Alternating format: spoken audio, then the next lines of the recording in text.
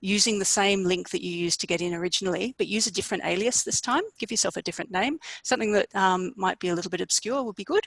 If you'd like to, you could subsequently let ERA or a waiver know what alias you used, and we'd be able to connect your comments to your alias, but we won't be connecting that to the recording. Keep in mind too that some of the things you put in the comments line might identify you, so just watch that if it's a concern for you. We will be keeping mics on mute for the audience throughout this forum, sorry. But this forum is going to be in 3 parts. So we're going to start off with a panel discussion, and then we're going to take questions from the audience. Then we're going to move on to a strategic discussion, which we're going to do through the comments panel and the Menti process. And then we're going to take the information that comes from that strategic discussion, which is going to be very much a brainstorming session rather than any coherent discussion. And we're going to have a look at putting that together into some sort of outcomes document that will give us a sense of where the main themes are for us as Australian NGOs. When we do the questions from the audience for the panel, there is a chat space specifically for questions and answers, Q&A, down at the bottom of the screen. We encourage you to use that to pop your questions in for the panelists. Do that at any time.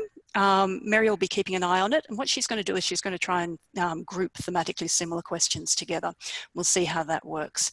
We're probably not going to get to everybody's questions, so if you have an answer for one of the questions that go into the Q&A line, why not pop your own answer in? It's always good to get a bit of extra perspective when we're in these processes. For other chat and comment, use the chat line. So we've got our question and answer Q&A button down the bottom, and you've also got a chat line. So use that one for comments and any other sort of communication. Particularly if you're having technical problems, contact Mary there in that chat box. One thing we have to do because of the world that we live in, we have to give the Zoom bombing warning, which is that we're not going to tolerate anything that is harassing, racist, homophobic, sexist or transphobic in the comments or in the Menti process. We're confident that you guys have got respectful communication down pat, but if we do get bombed or receive hurtful comments or other material, we will remove the participant from the forum. And the final thing to keep in mind is that at the end of the forum, you're going to come out onto a landing page, which will have a link to a survey on it. It's only 6 questions, but it will give us some feedback on this forum, but it will also give you an opportunity to provide any further thoughts you might have about our strategic priorities. This is really valuable information to us, so I'd encourage you to complete that if you don't mind. So just a last quick check to see whether people have all had a chance to get onto menti.com. Mary, have we got the password there? Yes, we have. So you'll see in the chat line, we have the address menti.com and a password. If you can use a device or minimize Zoom and use your computer to go to menti.com, this will be your test for later on, and it will also give you a chance to tell us where you're from. And without further ado, and that was quite a bit of ado, I'm going to move us on to talking to our panelists. So quick introductions. I'm going to start with Romy Listow, who's the project coordinator for the Equality Rights Alliance. Romy has a background in international and community development, and she's a PhD candidate at the University of Queensland. She's working on a thesis focusing on women who are organising collectively around energy and electricity access. Romy attended and presented at CSW 63 and was a CSO delegate at the Asia Pacific Beijing Plus 25 CSO Forum and the ministerial meeting in Bangkok last year. And there she assisted the CSO drafting team and coordinated a workshop at the forum. Our next panelist is Dorinda Cox, who's a Kanyang, oh, I got that wrong already. Kanyang Yued Nunga woman. Have I got that right, Dorinda? From Western Australia. She has 20-odd years of experience working in the areas of domestic violence and Aboriginal women's leadership. She's also been a police officer, a business owner, a policy consultant, and a candidate for the seat of Fremantle. She's busy. She was the first Aboriginal woman to attend the APEC Women in the Economy Forum in 2016. And at the Bangkok meeting, Dorinda was a member of the Australian government delegation to the ministerial meeting, and she also participated in the CSO Forum. Bobby Trower, who's our next panelist. Have we got Bobby on the line? We do. Hello, Bobby. I'm flicking between my notes and my people. Bobby's the Senior Manager of Advocacy at YWCA Australia and uses the pronoun they and them. Bobby has a varied background with experience in domestic and family violence policy, child protection, housing and homelessness, and youth sector development. Bobby's an active member of the LGBTIQA+ community, and as a non-binary person, they're committed to continually evolving their understanding of intersectional feminism and its relation to gender-responsive policy. Bobby was key to the YWCA's engagement in CSW 63 and 64. And last but by no means least, Carol Shaw, who is has been the lead coordinator of all the Beijing Platform for Action reviews since Beijing Plus 5. She stepped up to coordinate the Beijing Plus 25 national report last year with bugger all resourcing, and she currently coordinates the NGO Women's Rights and Gender Equality Network of Australia. She's the UN liaison person for Asia Pacific Women's Watch, and she's a member of NOSAKALI, the management group for the Global Network for the Elimination of Violence Against Women and Girls. She's been going to my certain knowledge, has been going to and presenting at CSW for almost as long as a person could. And it's to Carol that I want to direct my first question, because I think the best place for us to start now is with a bit of a recap on how we got to where we are now. So Carol, could you describe for me the Beijing Plus 25 process, which has taken place over the last 12 months or so? And in your view, what did we gain from the process and what were the pitfalls? Okay, thank you, Helen, and welcome everybody. Hello. I would also like to acknowledge the traditional owners of the land, the sea, and the space in between, where a lot of us tend to spend our time. And I find that I also want to acknowledge the community elders and the community leaders that we have here, because without them, we wouldn't be halfway to where we are in the women's rights movement. But it's also really important to acknowledge those who went before, those who are emerging. And I think that's where this process really links the two. And certainly in the women's rights movement, the Beijing Platform for Action has been a rallying point across the years to bring a lot of communities together that wouldn't normally work together. With the Beijing 25, I'll go straight into it. We had no money, and I had a lot of people ringing me, emailing me, texting me saying, hey, what's going on with the 25 review? Now, if we remember, the Australian government put in a submission, and that was when it was in a caretaker mode. And I had sent notes out at that point to say, look, it's happening. Is anybody doing anything? Can I assist? In the end, I called a meeting, which basically reached out to anybody who'd contacted me. There were, at that point, I think about 89 people on the meeting who came in, and the discussion underhand was, are we going to respond? If we are we responding to the report? Are we going to write a report? Are we not? So this was done very differently. In previous years, around a review year, we've had 18 months to lead into a process. We've been able to engage our communities. We've really been able to bring grassroots voices into this process. This is the first time in the, this will be the 25, so it's 5, 10, 15, 20, 25, it's fifth review, that we haven't actually done that. But in saying that, working together in an incredibly short period of time with organizations who took lead and owned their particular critical area. We have got in this document, which I'll place up here, and it's on all of the websites, an incredibly intricate point in time where all of the issues that need to be addressed. So we have in here in this document already a really strong collaborative document that has that we shared with government, and we did it very quickly so we could share it with the government before they went into the SCAP meeting, which was the one in the region where Dorinda was on the NGO side of that, and they were extremely thankful that we had that. So the process to date has been slightly different. We've engaged a lot of policy people, a lot of organizations who have, some have, BPW I know went out to members to gather some of the information. Others didn't have that opportunity because of the time frame. So we have very strong suggestions. What was the second part of the question, Helen? There is the process. Yeah, so the questions are, what did you see as being the pitfalls and the gains? I mean, you've described some of the issues that we had with a very truncated process. What do you see as being, did we make any gains? Was it a useful process? Yeah, we've had an incredibly useful process in this one, because what we have managed here is we've always in the past throughout the reviews worked with the Office for Women. Every single time we go into this discussion, we are working with a new set of people in the Office for Women who don't necessarily understand the processes, don't necessarily understand the history of how that's happened. So the gains with this was having a whole new office and a whole new head of the Office for Women. She was very open to a lot of what we were saying. A lot of the language that we got in here was used. It's been used since in the Beijing 25 Declaration on the Women in Armed Conflict.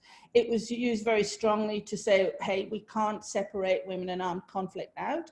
Now, you said I've been involved in this a long time. I actually came into this work because I was determined with a whole group of other women to get rape as a war crime recognized. Now we know that's now recognized.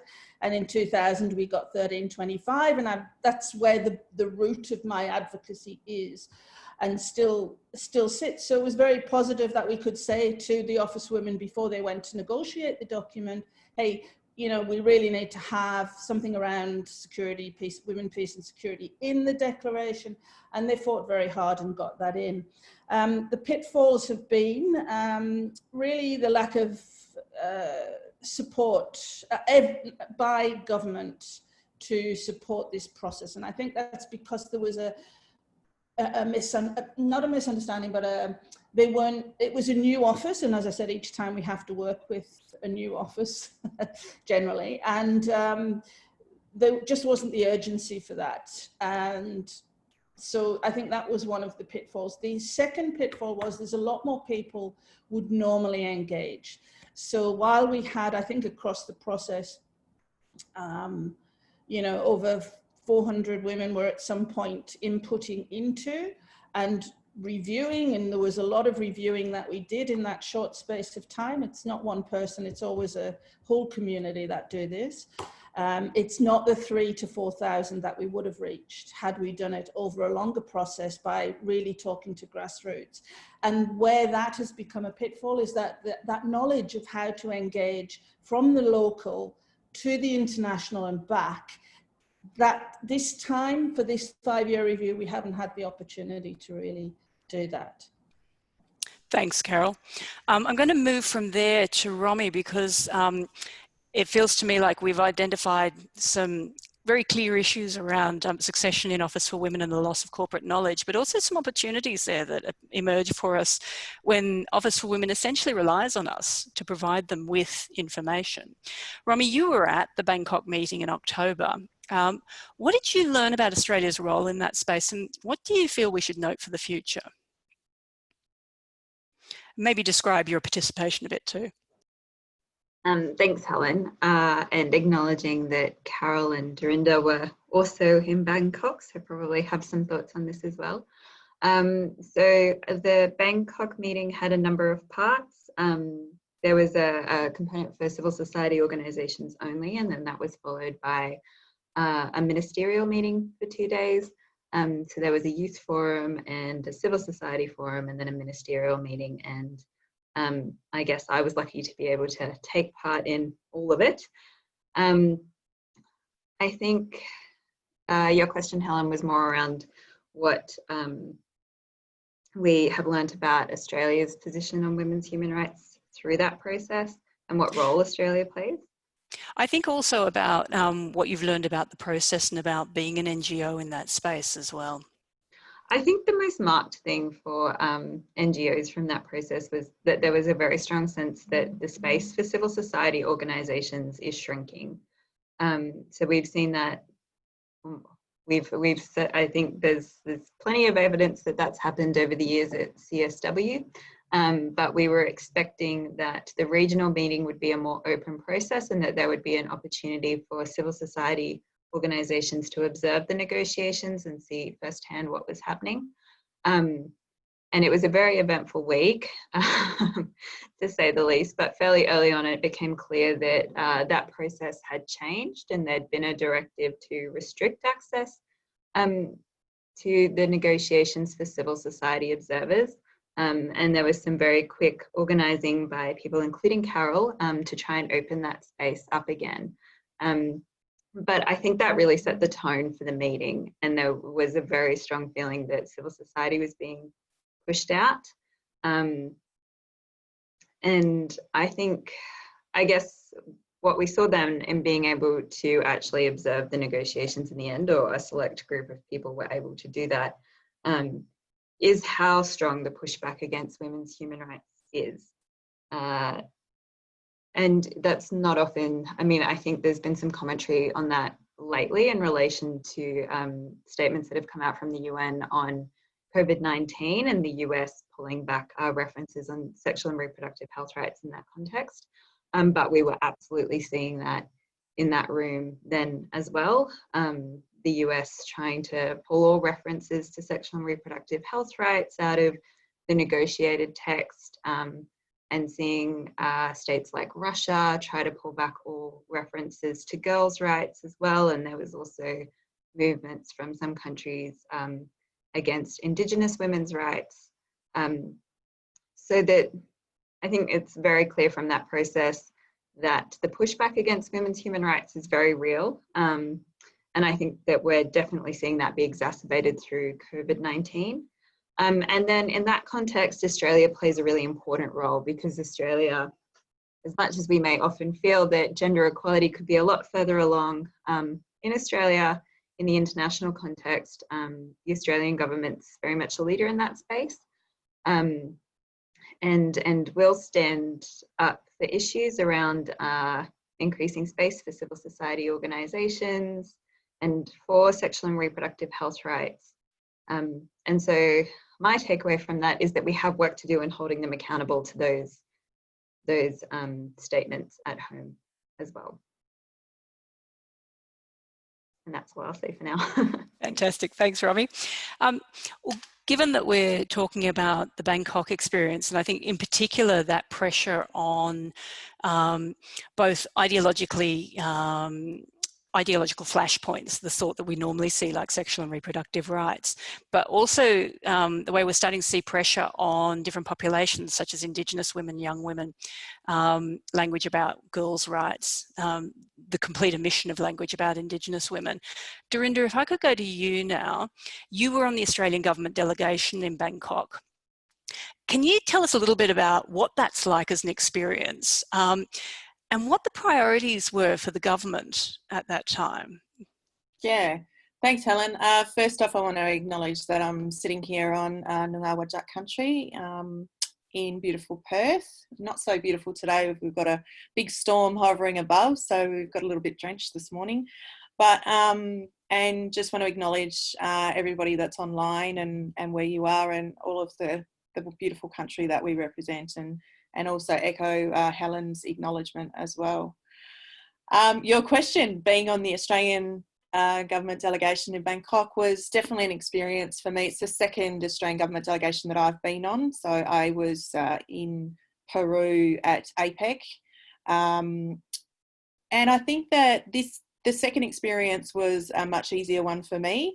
The two other CSO delegates on that, so Maria Demopoulos and Florence Drummond, who'd never been on a delegation before for the Australian government, was then sort of me taking a bit of a leadership role, I suppose, in being a bit more experienced in that area, and sort of trying to make sure that we were doing the role that we were engaged to do. So there was lots of feedback that we gave to OFW around, in particularly in international, around the lack of timing and leading into this. And I think that this is a very, very regular trend. And I think exactly what Carol was saying before around having new staff that we have to deal with in the office creates such a disconnect for us as a network, as a sector, and trying to move and mobilise this forward. And I recently submitted my report to them, actually outlining a few recommendations around how they might be able to do this better.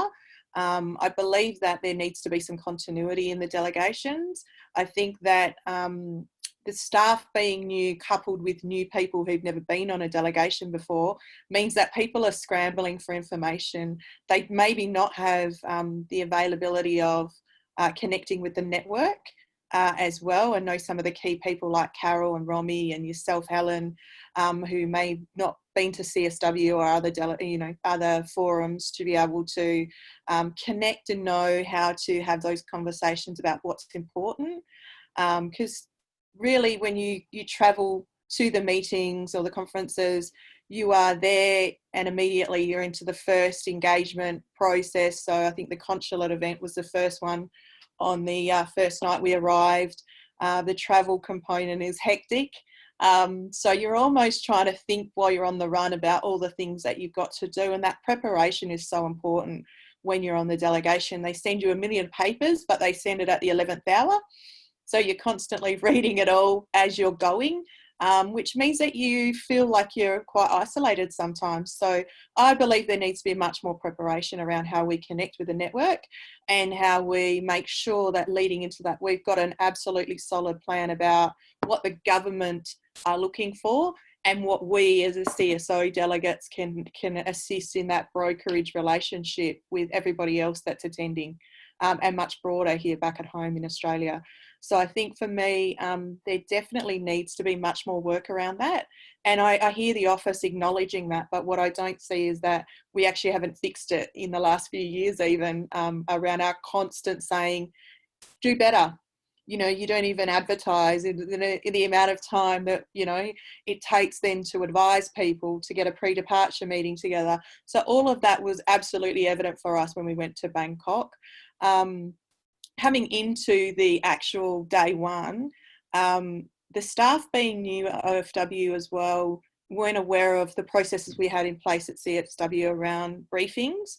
So given that I'd had experience in that before, was really taking the lead on saying our CSOs need to be briefed about what are some of the key priorities of the government and what are we looking at in relation to the red line issues. Obviously, there's lots of sensitivity and confidentiality around some of that stuff before negotiations. And I think Romy already mentioned those, particularly around sexual and reproductive health rights. And for those that attended or those that have read the adopted outcomes, that was not adopted by the US in that forum. And the other one was women, peace and security was a very, very strong red line issue, as well as climate change. And obviously with the Pacific, there was lots of discussion in and around that, both inside the negotiation, but also outside the room, which was interesting. I think language is a big thing. As an Indigenous woman, English is our second language, but when you go in international, it's the third language then, because the language component for us is about missions and, you know, sanctions and other things which we have just blow our mind when we try and think about those. I was blown away as well and absolutely elated that they had a Torres Strait Islander woman in Flo Drummond on the Bangkok delegation, and so Flo was amazing in that, and we'd met at CSW the year before. I'd worked previously with Kate Jenkins, so I knew Kate quite well. I believe that there was a complement of skills. You know, we weren't all going, oh, we all want to be in the negotiations room at the same time, or we all want to be in the other forum. So we've sort of coordinated that between us based on our skills, which I think was really great, and everyone got along. There was no angst amongst us, and just having Romy and Carol in the room and being able to sort of, you know, send our WhatsApp messages and being able to chat with each other was just, it's priceless, you know, to be able to do that as a CSO delegate. We rely a lot on that, and I think in the delegations I've been on, it's been invaluable, being able to have those resources that are available to us literally at their fingertips to be able to quickly say, can you guys find text for us while we're talking about this stuff? Or, you know, it's so helpful. And Romy in particular was able to help with that stuff. And I think that connectivity now we see we have a set of agreed outcomes for that, and what does that mean in domestic policy for us? The Indigenous issue was something that Australia and New Zealand really fought hard for. I know Kate's disappointment was around the sexual and reproductive health rights. That's her baby, so to speak, and she was really quite deflated about the outcome of that, to be honest, that we lost a little bit of ground. But I think all in all, I think we got some good outcomes in that. I think for me, it's always going to be a learning experience. I don't care how many delegations you go on, how many trips you go to CSW, you learn something new all the time in international. And I think that's what makes me so excited about that work. So I think that's all I've got to say for now. So a quick question to Carol, Romy and Dorinda. We've identified that there was an issue with the timing and the changeover of staff at OFW. Do you feel that important relationship that Dorinda's been outlining between NGOs and the government delegations suffered as a result of the shorter lead-in time? That's for anyone to answer who would like to. I'll start that. I actually think we had a really good relationship building in, because we, as soon as we started doing the report, as soon as the decision was made to do the report, we engaged with the Office for Women and told them we were doing that at the national level. So when that translated into the international level, we already had the relationships built. Yes, the processes and how things might work, we weren't anticipating those, because previously, in previous reviews and in all of the previous reviews at the regional level, and I have to add that SCAP was the only regional review where civil society were not in the room as they negotiated the text, which is why I got so quickly involved with the international and then talking to the head of the SCAP. Because I was part of the coordinating group for civil society to be in that space at SCAP. So there was a number of things there, but I think that because we had the good relationship going in, they were very open to us. And as Dorinda says, not being in the room with all of the civil society behind you means that the government itself was really at a deficit for information. And I was laughing when you said you'd done your report, because I had also given similar suggestions when I've been on the delegation.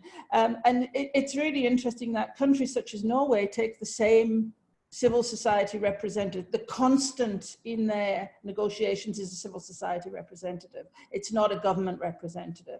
So there's different ways of thinking about that. Romy or Dorinda, would you like to add anything to that? No, I think Carol's point as well, given that the staff were very new there, I think they were very open to different, and they were very well led by people that had been involved in the internet, especially Carol, you know, that they listened. And I think that that was really important, that they were happy to be led by the CSO delegates, particularly from Australia. Like, they were very open to listening. They were very open to sharing as much information as they could. And so Esther had offered to work with us in the debriefs and answer any questions, particularly from the government's point of view. And so I think that there was a real openness about the staff that we worked with at OFW. And I think that, yeah, it's just the processes for me, I think that needed to be tightened up. I would just add, and before I do, I just want to acknowledge as well that I'm also on Aboriginal land today. I'm on the land of the Ngunnawal and Ngambri peoples, and pay my respects to elders past and present. And I think what I would add is it is a really tense process and a tense environment, and there's a lot of pressure on, I mean, it feels like we lived a lifetime in that week, I think, in some ways. So everyone is under a lot of pressure, and I think it's worth acknowledging that the delegation that were negotiating for 24 hours in a row. Like, it's a very difficult working environment, and you all did an amazing job. And in that context, I think the relationship was quite constructive and productive, but I do actually think it could also be stronger if we had, I guess, had the capacity to maintain that throughout the year instead of it being so intensively around these events, so that the trust is already there and the relationships are already there, that we can work together a lot more easily because that relationship is established. Fantastic, thank you.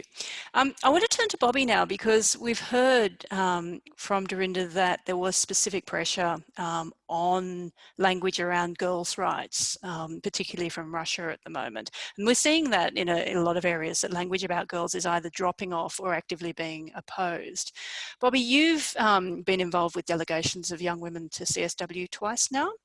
What are the challenges that you've found in engaging young people in the CSW space? And from your role working with young women, what does the future of international gender rights advocacy look like with an intersectional framework? Thank you, Helen, and thank you to all the other panelists. I want to acknowledge that I'm joining you from Gadigal land of the Eora Nation, and I want to extend my respects to elders past, present, and anyone joining us today, particularly this last week, and extend my solidarity with the Black Lives Matter movement. There's a few questions in that, Helen. This is a bit of my my expert topic. There's a number of things in that. Engaging young people in CSW space is, by essence of the conversation that we've had thus far, extremely difficult. Red line, acronyms, really complicated international legislation, law and policy. These are not easy topics. They're extremely complex topics. Engaging young people in international gender equality mechanisms like CSW is fraught with issues. Just this year, until further notice, it will be held in New York City. It's extremely expensive to attend CSW in New York. To support a young person to go, it costs about $8,000 from our end, to just give you some background on that. Attending New York in its very essence is extremely expensive. It's not very accessible, so anyone with any mobility issues or living with a disability is excluded from a lot of those processes. Probably another part of engaging young people in the CSW space is that there are many of us who've either been involved by osmosis, so we get drawn into it by nature of our work, or we're actually learn while we're doing it. So a lot of young people just simply are locked out of those processes because they're too complicated, they're not accessible, and they're hard to make interesting without packaging it up in a way that is that's going to capture the attention and the will and the power from young people. So in terms of engaging young people in that space, you just have to diversify the way that you engage with young people. So one of the efforts that we've had over the last 2 years is to make it more of a personal experience for people so that they can share their journey. Obviously this year with COVID, that's had a change in plan.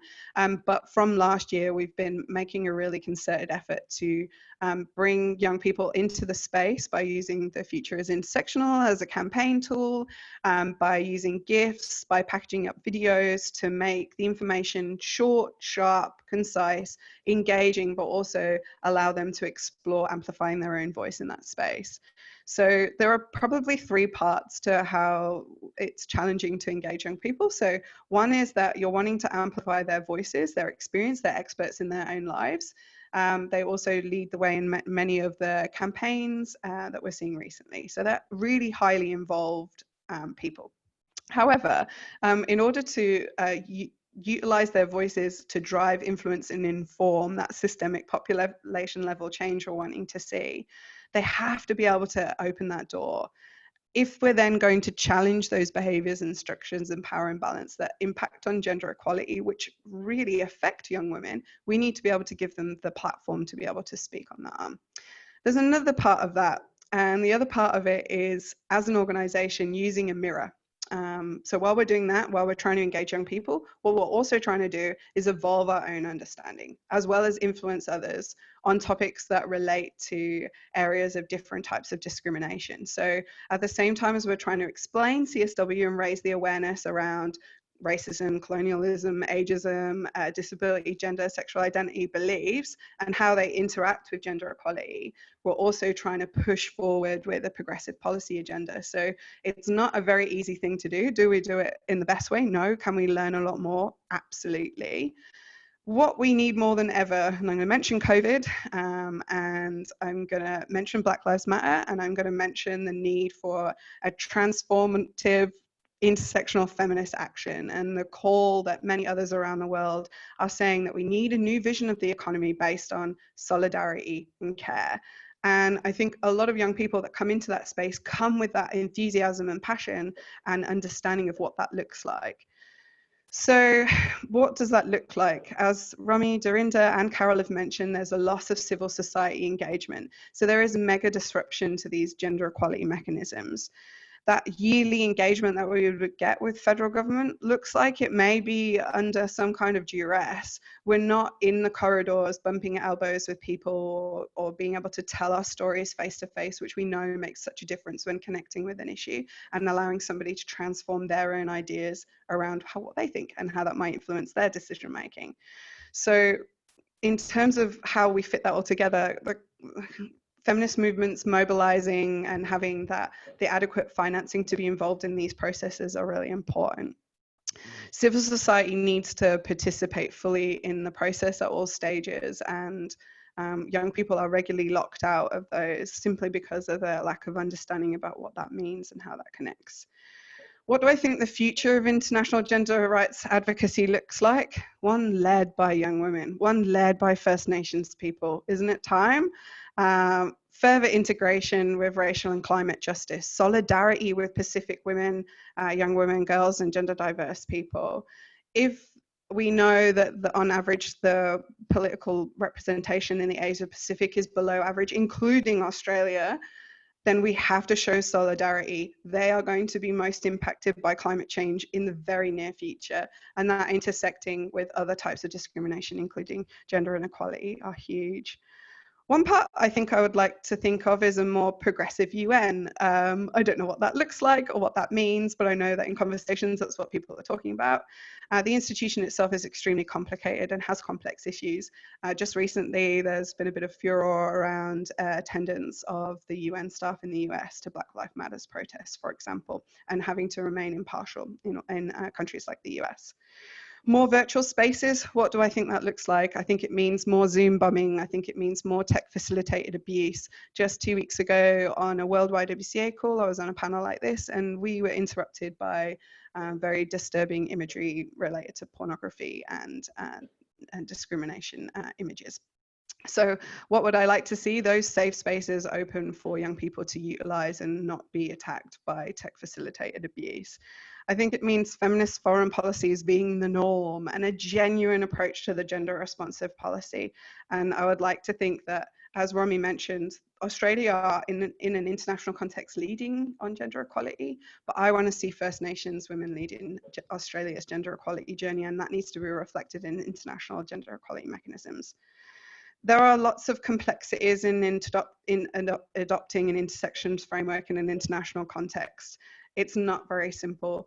Even within our own organisation, the understanding around intersectionality, intersectional feminism and its relation to climate justice and racial justice, for example, we need those solutions framed within global justice, human rights and equity. So not just at an international level, but there's a local and internal piece, there's the national piece, and there's an international context of how this comes together. Language, as Dorinda mentioned, is so important.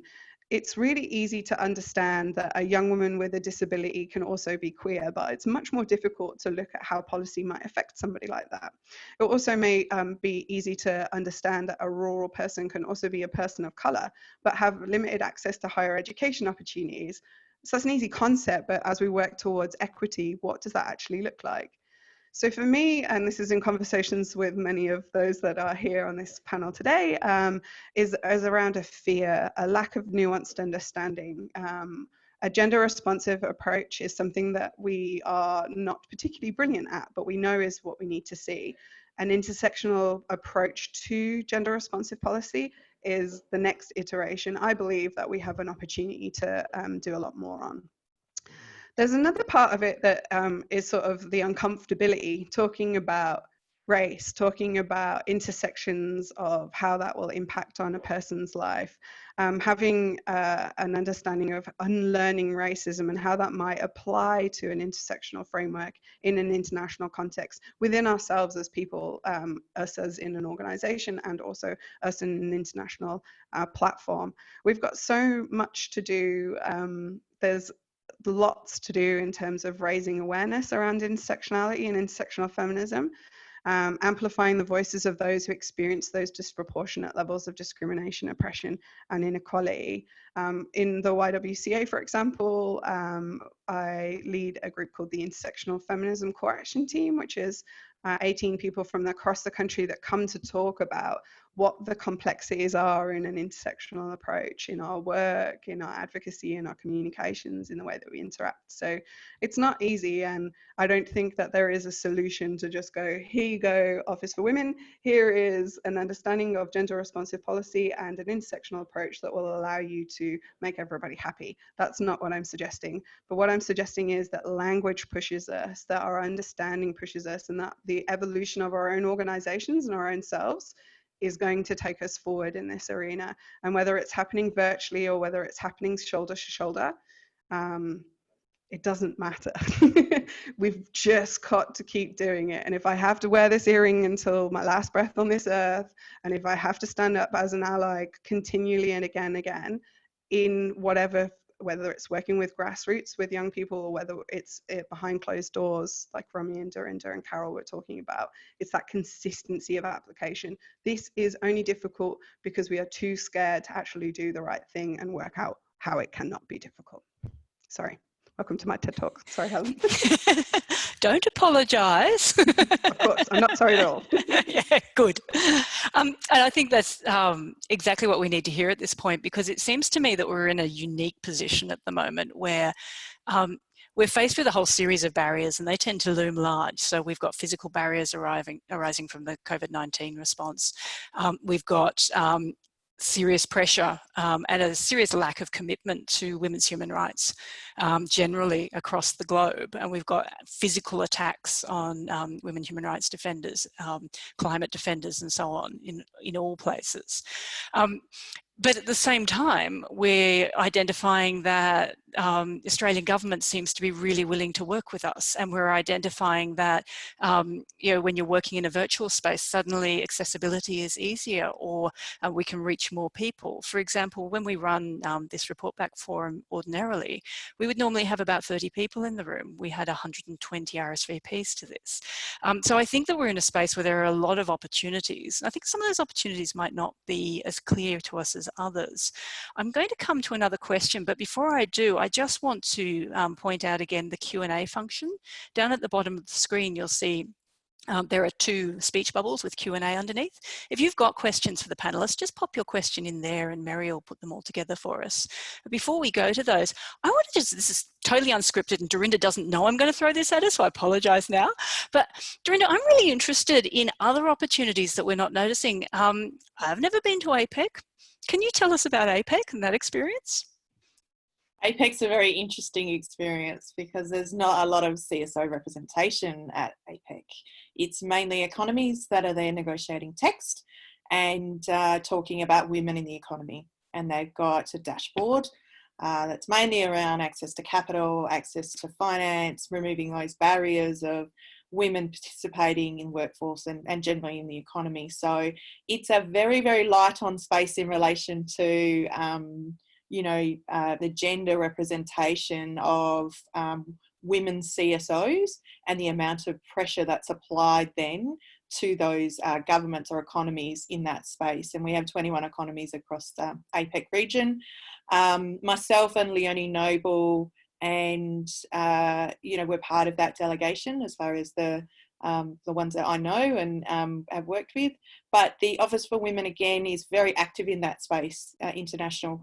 And so what we need to do is probably bring those together because under the Beijing Platform for Action, obviously, you know, employment and education and just general rights and removing barriers to women's rights and gender rights are so important. And so there's the real disconnect, I suppose, with APEX Forum and CSW and UNSCAP. And so what we're not doing is connecting all the dots there. I think, as you mentioned, I've been I was the first Indigenous woman, and there's only been one other Indigenous woman from Australia that's actually attended APEC, which was Michaelia Jade. And so that was a really, again, a great learning curve for me to be on that Australian delegation. There's lots of resistance around Indigenous text still. Even at that forum, I was told not to hit the buzzer and talk about Indigenous women. And thankfully Mexico and Canada and Peru and all the other ones lit up and talked about it. But I had to wait for the Mexican government to put Indigenous texts on the table, which for me, as Romy said, Australia are leaders in this space. You know, we shouldn't have to wait for other governments to introduce that when we have such a, and Bobby, you are just amazing. Everything you just said then, I was just going, she just took the words right out of my mouth. But leading that for First Nations women, First Peoples across the globe is so important, not just under Black Lives Matter, but I think there is a global movement. But us elevating First Nations women here in Australia is absolutely critical in us actually making change. And so what I would ask is that you pull up a seat for us and clear the way and help us to be elevated in that space, because we need to be there and we need to show that leadership. And I think that the opportunities are now.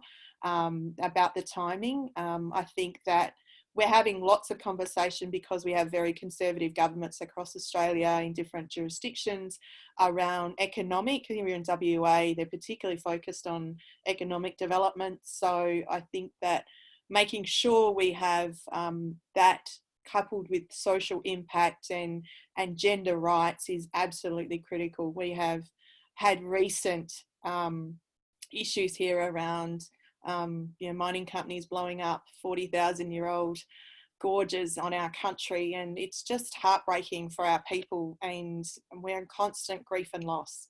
And so how do you talk about your rights when your country is being destroyed from underneath you? So it's devastating and it's heartbreaking, but we just have to keep pushing forward. So I think for me, we need to make sure that there's connectivity across CSW, APEC, any international work that we do around gender rights, but making sure that intersectionality is agreed, understood, and basically the mantra that we all push forward within this agenda around making sure we get gender rights as a priority in this country.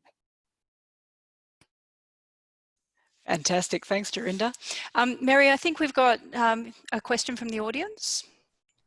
Yes, we do. Thank you. And feel free to pop questions in the Q&A box or in the chat if anyone has responses or questions. So far we only have one, which is from Claire Harris. She asks to the whole panel, what are the top 3 things that individuals who aren't in established organisations or networks can do to push faster progress on these big issues? And she uses all capital letters for faster, which I think we can all relate to. Who'd like to go first? Shall I throw to Romy? No, who'd like to go first? That was me. Top 3 things. Go, Carol. I don't know about the top 3 things, but I'll start the ball rolling. I'm sure while you're thinking, I'll say something. I'm a big supporter of critical chatter. You say what you can, when you can, where you can, and with who you can. So that means you raise your issue, you talk about your issue, you gain the opinions, you start to talk, and sooner or later, that voice gets a little bit louder and can start to gain a bit of a traction. In any advocacy and pushing policy, you need to have the voice behind you. You need to be able to carry more people with you. Why aren't you the first voice to push that? There's a lot of that starting to happen. We're seeing that in different areas. And I'll sort of stop there because critical chat is a big one for me. Staying silent is not the answer, but I'm sure some of you might have some more ideas. I'm happy to go next, now that I've had an extra 10 seconds to think about it. I think that there are 2 key things for me that come to mind. The first is to join us in the networks. I think these spaces in the international work can be quite exclusive in the sense that they're hard to get into, but that's just, I guess it's just a history of the kind of space. But I know that Carol is coordinating a group that's very open and always happy to add people to lists. And I guess can look at joining some of the national women's alliances and organisations that are quite engaged in this kind of work. And that's a way to contribute to pushing the international agenda forward at that level. But then I think that Australia has a huge piece of work to do around human rights and human rights literacy in this country. I mean, we don't have a Human Rights Act. So I think that there's work to do in taking these international concepts and trying to make them meaningful and a meaningful part of the discourse that we have in this country as well. And I guess that's just by bringing them into our work and making that more consistent and a stronger framework, I suppose, for all of us to use and share. Who'd like to go next? I think I'll go Do next. a quick one. Oh, you go, Dorinda. Okay. I'll bring up the rear. I think for me is continually writing about like how the importance of this. I think blogging, social media, I think writing a paper, whether, you know, whatever it is to continually keep writing and keep pushing that information out there. I think what we don't do is we don't write about this enough. And I think feeding into what Romy and Carol were saying, we do a lot of chatter, we do a lot of talking, and we do a lot of networking. But to actually go and find information in our Australian network about our international work, it's very light on. And so I'd like to see there be much more literature that's available about, you know, and you can go and pull all the reports, but it's actually, where does that collectively get put? And I think exactly what Romy was saying about human rights literature, you know, and literacy, that we need to make sure that there's also literature that's available that we can make sure we're spreading the message. We don't do any capacity building as such formally in this country, and that for me is a real issue. For Indigenous women, we need to have access to that. We need to make sure that we are capacity building. We want to build a network. Myself and Flo Drummond have now pulled together an Asia Pacific Indigenous Women's Network. So we are pushing forward, you know, around that collective critical chatter, but also that we want to push some literature out about the importance of the impact of not having Indigenous gender rights for women in the Asia Pacific region. That's critical for us. So we want any help that any of the allies can and offer to us, and to resourcing and other things, because currently we're not funded either. And I think that that's another thing. We need to make sure that if anybody's got access to those resources, to be able to share them across the network with us. And whether that's about grounds passes when we're at CSW, or that coordination point of helping each other. And I've been very fortunate in my first CSW experience. I was with a waiver, so I want to give them a big shout out, and how wonderful Mary and Julie and the team are there. In being at NWA and being able to work with people like Caroline and Helen and others in the network have just been amazing, and that we can't do it all by ourselves, but collectively I think that we can be a force to be reckoned with. So it's about that collaborative effort as well. Fantastic. And just I'll do my quick one because everyone took the good ones. So I'll just do a really quick one. Mine would be to personally educate. This is a personal one, so I'll start off with a personal one. But personally educate yourself around allyship, around experts in the fields that are outside your own area of interest. So learn about language, learn about diversity, and integrate that into your own asks. The more that we have consistent language coming in from all angles, the more consistent we get around the response to that. Share creative content. This isn't just for all the young people on there. That's anyone who has any social media or the lovely LinkedIn. Share creative content, share videos, share things that break down these as really behemoth topics that can't be touched, only with people who've got years of experience. Like, the more that we chip away at the knowledge base and raise awareness, the better. I'm probably going to do a plug, which I don't like doing, but I'm going to do it anyway. We've just set up a cyber feminist group called CBF, and that is part of our virtual mobilization moving forward, and we're hoping that by the time the next CSW rolls around, we're well established as a group. That group will mobilize virtually at any point, like a flash mob online, to be able to promote and make contact with relevant people. We've got to diversify the way that we engage. It might not be a tweet, it might not be a LinkedIn personal message, but if there are 100 of those, it turns into a different game, and it turns into a different level of understanding. So that would probably be my recommendation. Join with others that think in the sort of the same way that you do, and learn as we go through it, because even as Helen mentioned, I've been involved in the past 2 CSWs, and there are things that come up all the time that shift the learning and the approach and the engagement that you would engage in. So yeah, just try and reach out and be involved with as much proactive advocacy as possible. There are places and spaces. YWCA aren't the only ones. There are many other organizations that mobilize voices, and yeah, just get involved. That would be my short answer. Bobby, do you want to pop a link to the way you feel information about the CBF up in the comments there?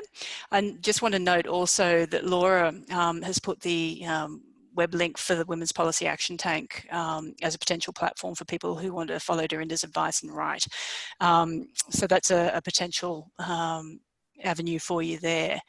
I'd just like to say thanks to our panelists who have been absolutely brilliant. It's not often that you have a panel where people start at the high concepts and come down to, and now you need to do these actions.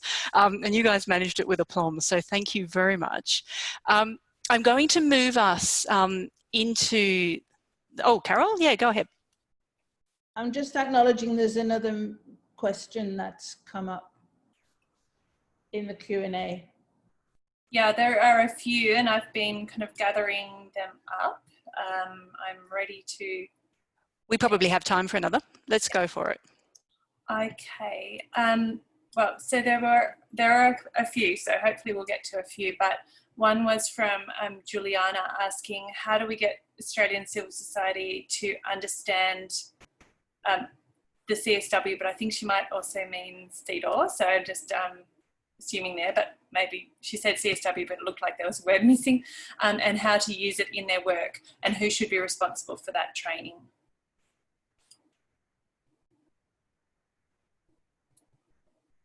Who'd like to take that one on? I think there's a lot of resources on CSW. I mean, there's a number of, I remember a few years ago, I wrote a book that was on the JERA website that is all about CSW and the practicalities of it. The strategic element, I think, comes from being linked to an organization or a group and what it is you want to particularly push on that.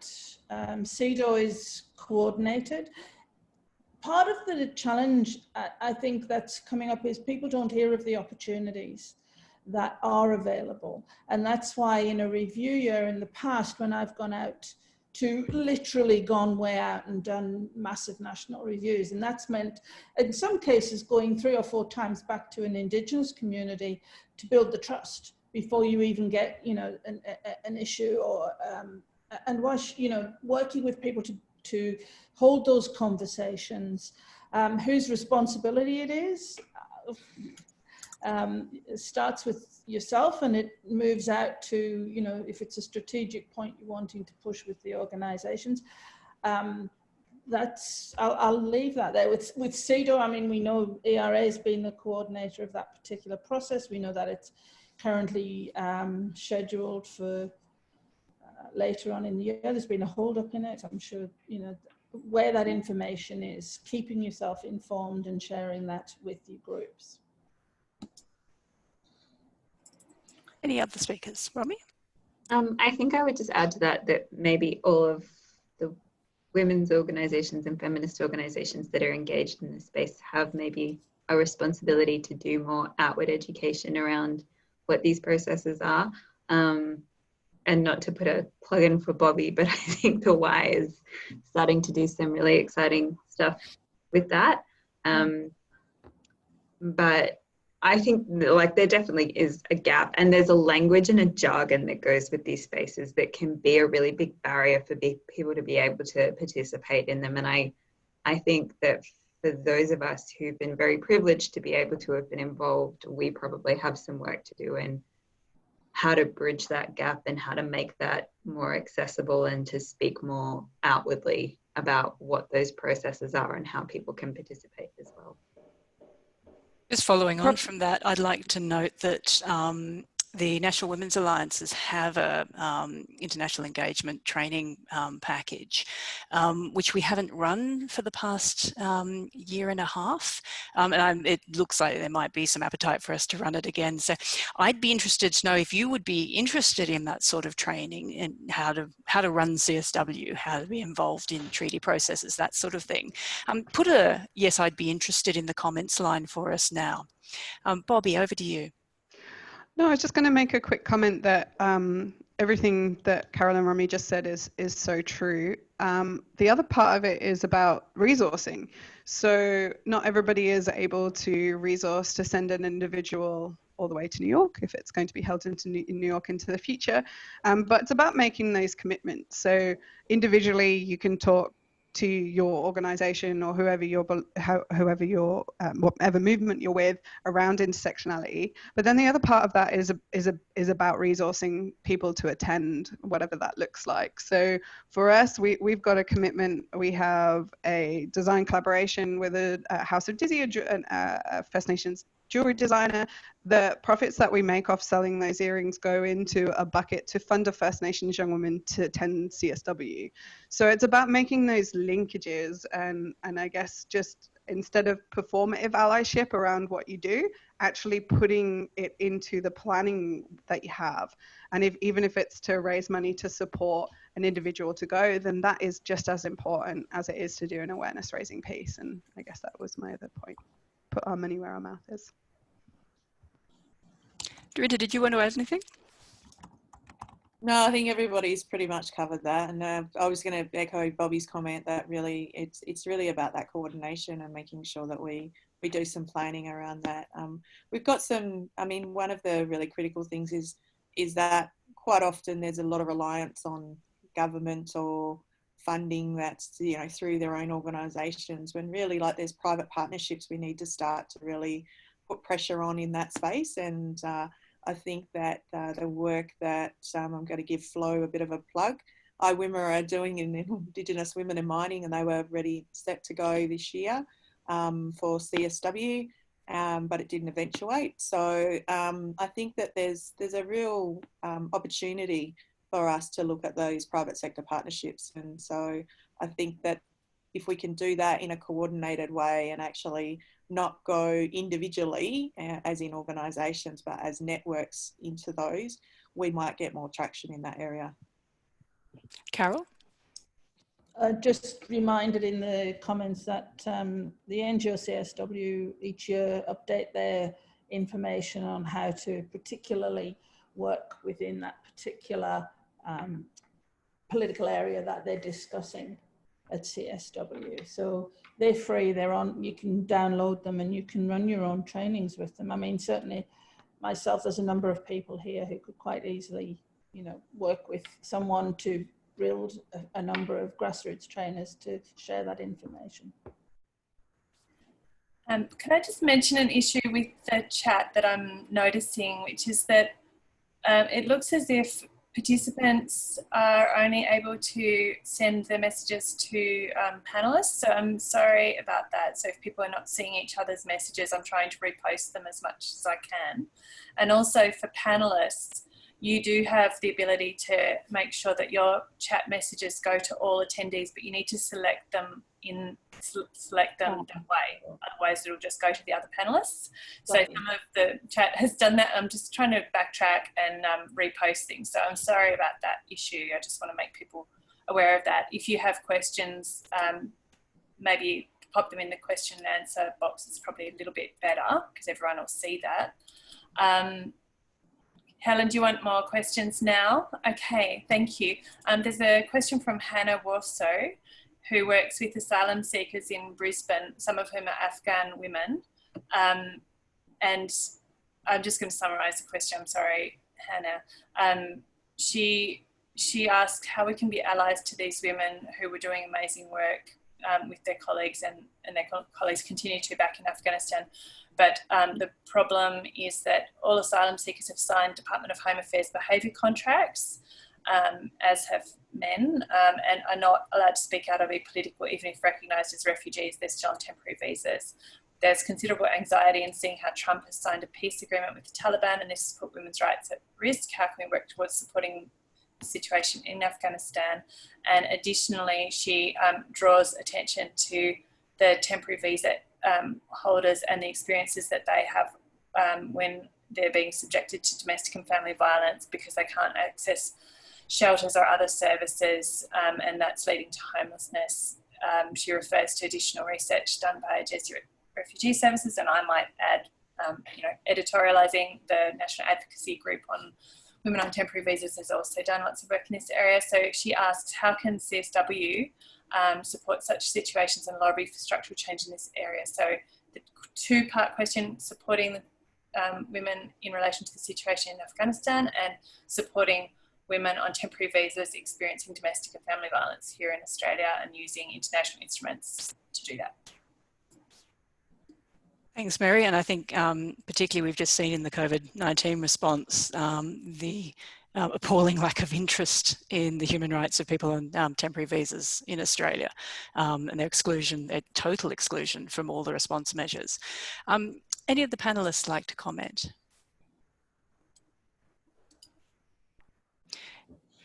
It is a difficult one because from my perspective, I think that CSW was one of those spaces where we were offered opportunities to be allies. We were offered opportunities to physically engage with women in different spaces and learn to be allies in useful ways. And if that now becomes a virtual space, we're going to need to find new ways of building those interpersonal relationships.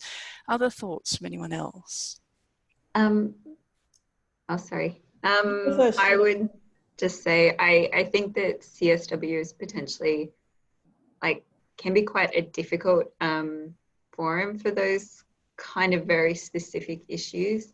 I think it in the past has been a really good place to build international relationships and coalitions around issues, but it's often so scripted in terms of what kind of language can be brought up in negotiations, and it's it is really limited in that sense. Like LGBTIQ issues never get discussed because they're not on the table. So it can be difficult to progress that through international texts, but it might be a good place to build coalitions internationally around those kind of issues. And I mean, in Australia, I suppose there's the opportunity to use the international frameworks that we do have to put that behind your advocacy. But certainly, we know that the Australian government's not always very responsive to human rights framing, so it's a tricky space. Carol has more thoughts though.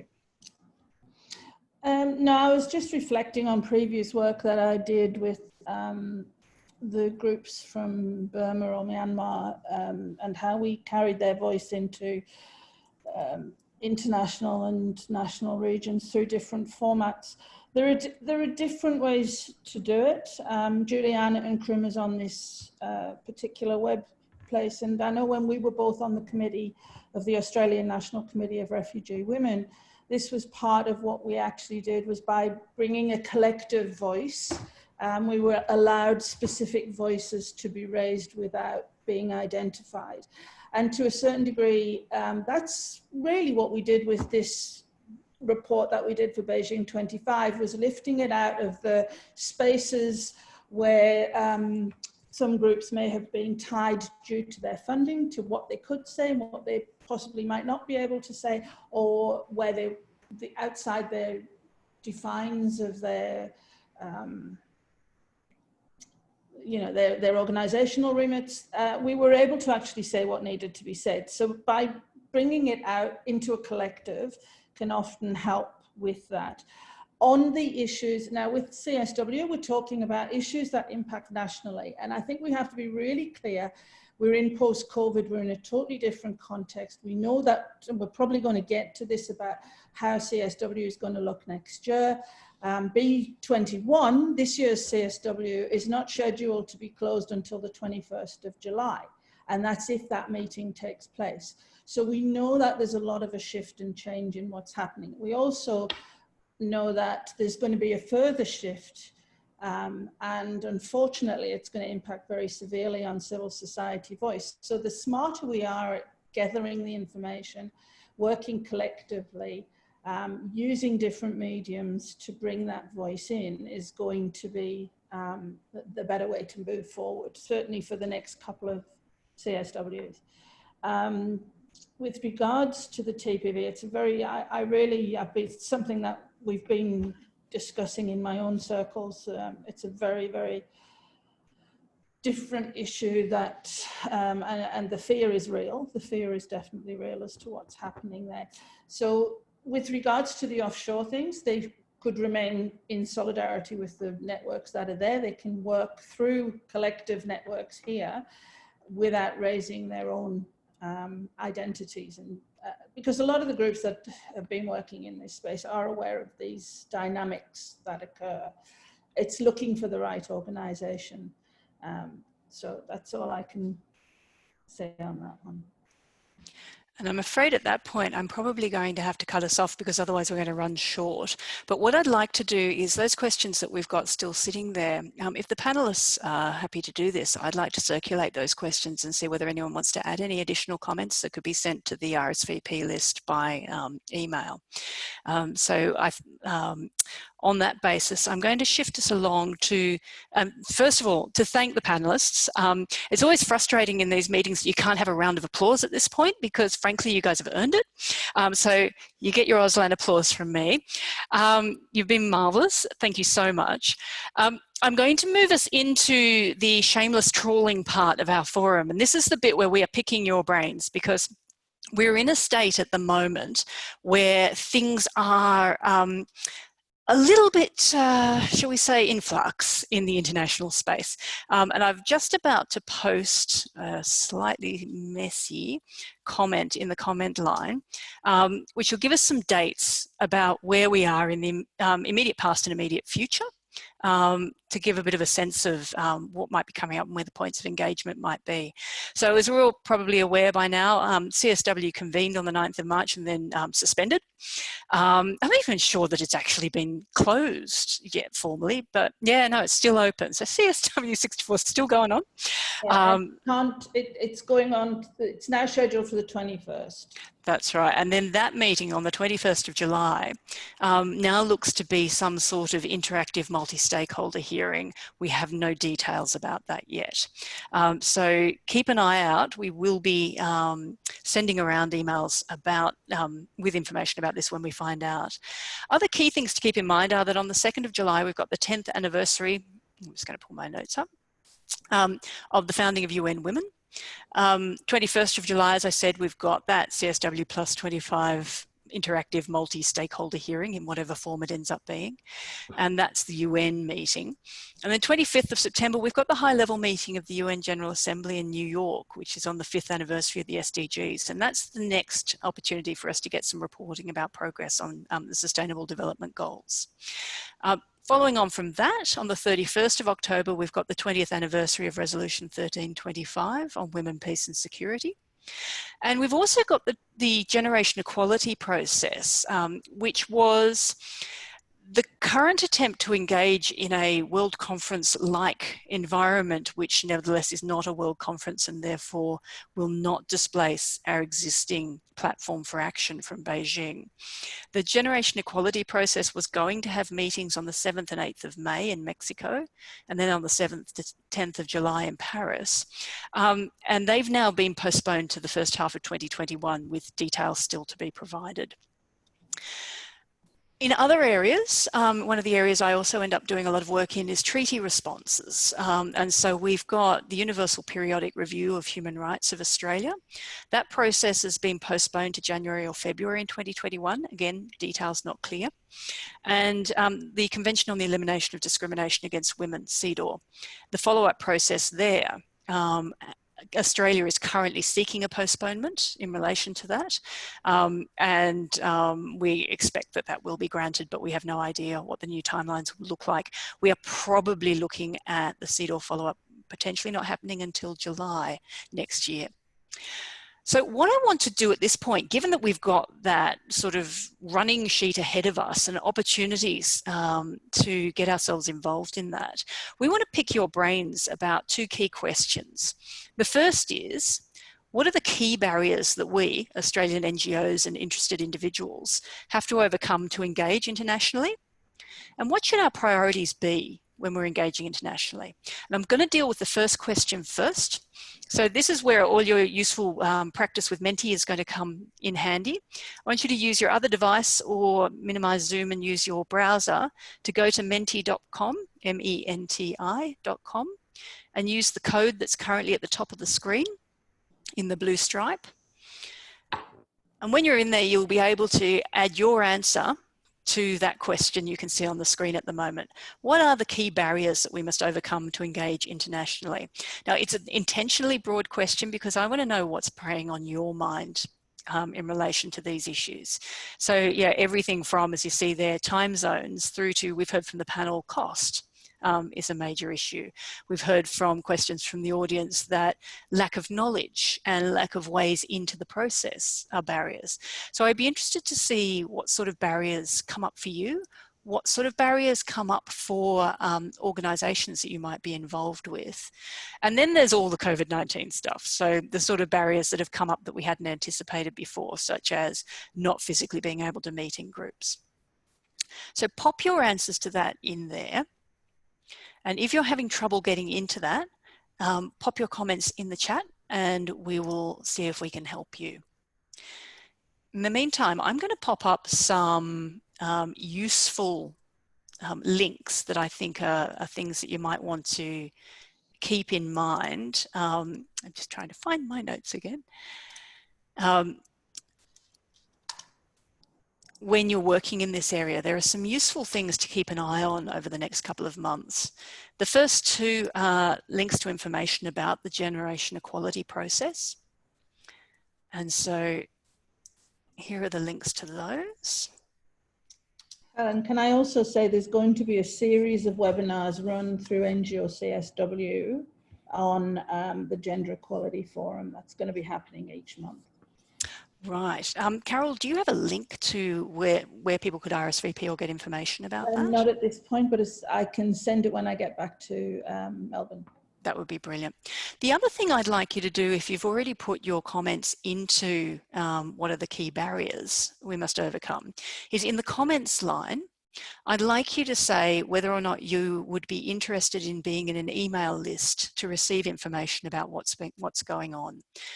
ERA has an existing email list of people who are interested in the UPR and CEDAW process, and I'm interested in potentially setting up some sort of communication process for people who are interested in getting information about broader processes more generally. It would be more of a bulletin type process rather than sort of specific discussions, but it might be a place where we could find information.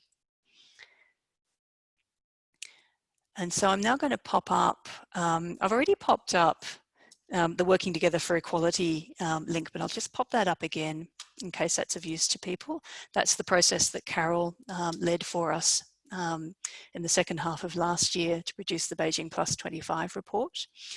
I'm also going to pop in the Women's Majors Group position on the SDGs, which has just been released, which is a useful lump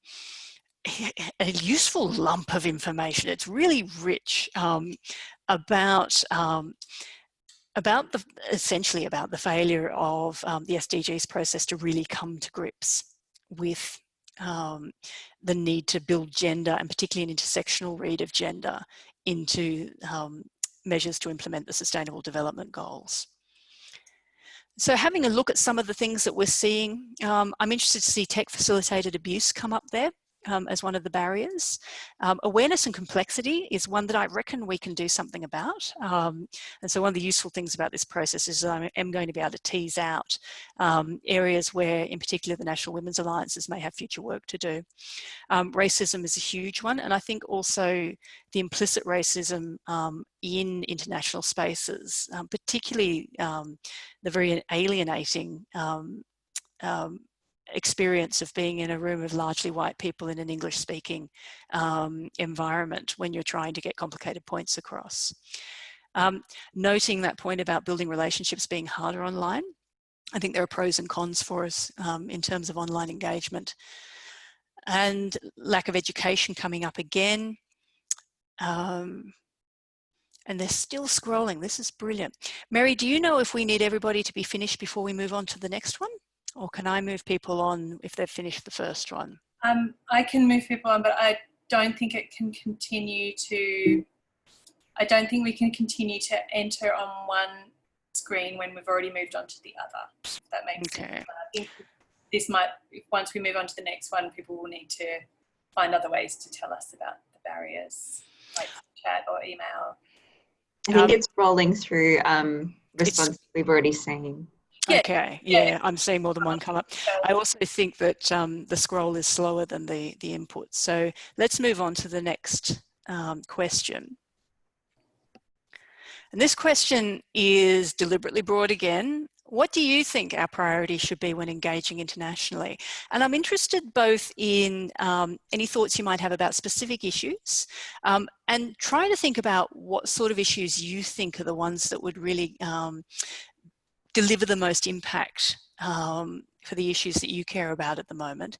But not just issues, what should our priorities be in relation to things like what we've been hearing about in relation to intersectionality?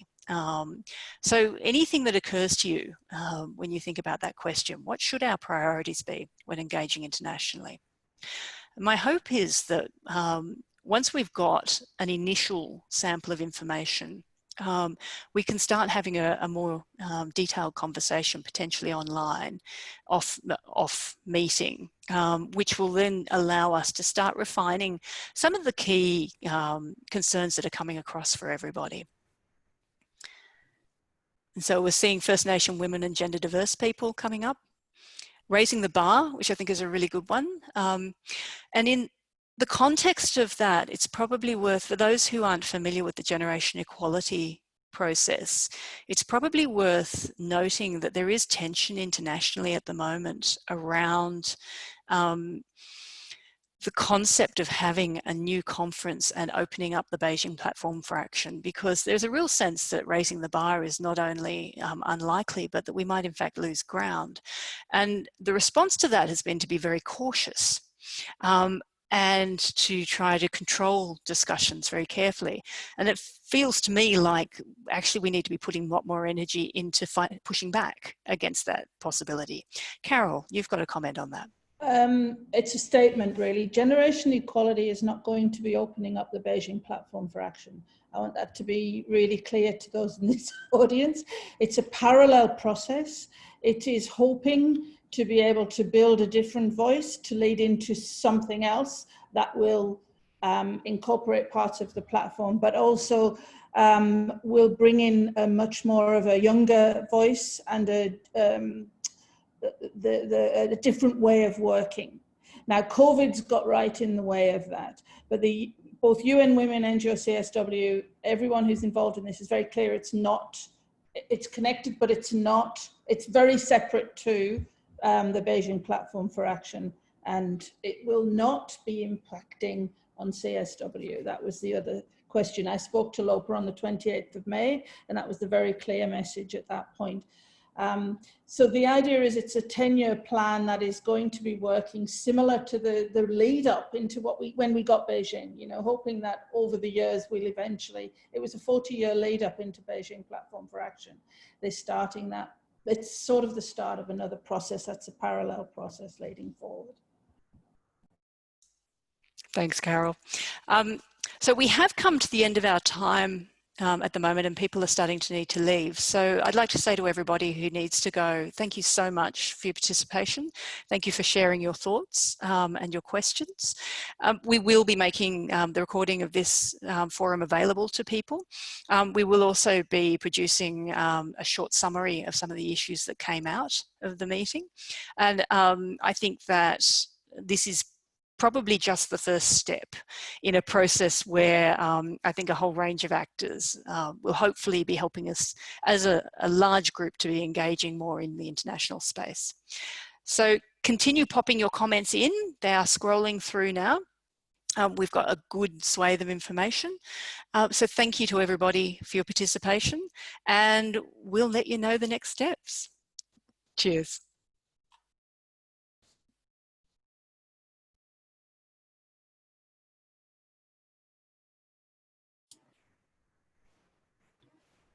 Thanks, Helen. That's great. When I end when people leave, you'll see a survey link, which you'll be able to complete.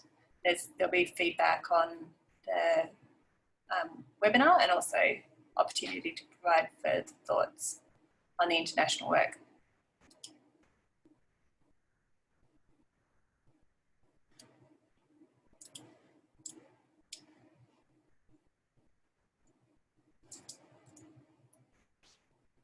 Wait. Are you still there, Helen? It's still on mute. There we go. Thanks, panelists. That was fantastic. Everyone. Yeah, well done. Okay, it looks like some people are still here with us.